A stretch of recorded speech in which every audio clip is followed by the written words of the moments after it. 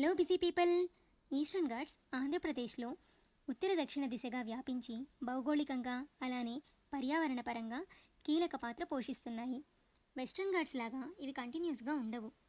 మహానది, గోదావరి, కృష్ణ, పెన్నా లాంటి నదులు వీటిని చీల్చుకుంటూ ప్రవహించటం వల్ల ఇవి విడివిడిగా కొండల శ్రేణులుగా కనిపిస్తాయి. ఇవి ఆంధ్రాలో ఉత్తరాన అల్లూరి సీతారామరాజు జిల్లా నుంచి దక్షిణాన చిత్తూరు జిల్లా వరకు విస్తరించి ఉన్నాయి. తెలుసుకుందామా మరి మన ఆంధ్రాలో ఇంతటి డైవర్సిటీకి కారణమయ్యే ఈస్టర్న్ ఘాట్స్ గురించి?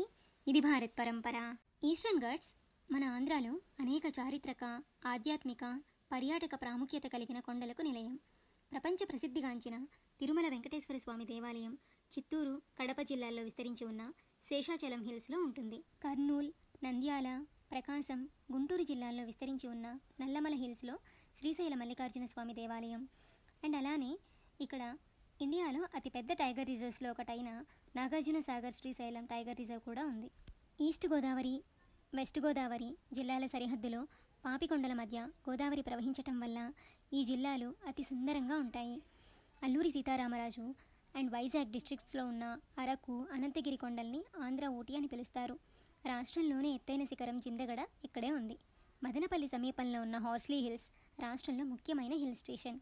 ఈస్టర్న్ ఘాట్స్లో ఉన్న కొరింగా వైల్డ్ లైఫ్ శాంచువరీ ఇండియాలో second biggest mangrove forest. Krishna wild life sanctuary, Sri Lanka Malleswara wild life sanctuary, ఏనుగులకు ఫేమస్ అయిన కౌండిన్య వైల్డ్ లైఫ్ శాంచువరీ ఆంధ్రాలోని అరుదైన జంతు సంపదకు నిదర్శనం. ఆంధ్రప్రదేశ్లో ఈస్టర్న్ ఘాట్స్ రాష్ట్రానికి ప్రకృతి ప్రసాదించిన ఒక అమూల్యమైన వరప్రసాదం. మరింత యూస్ఫుల్ ఇన్ఫర్మేషన్ కోసం do like, share and subscribe to my channel.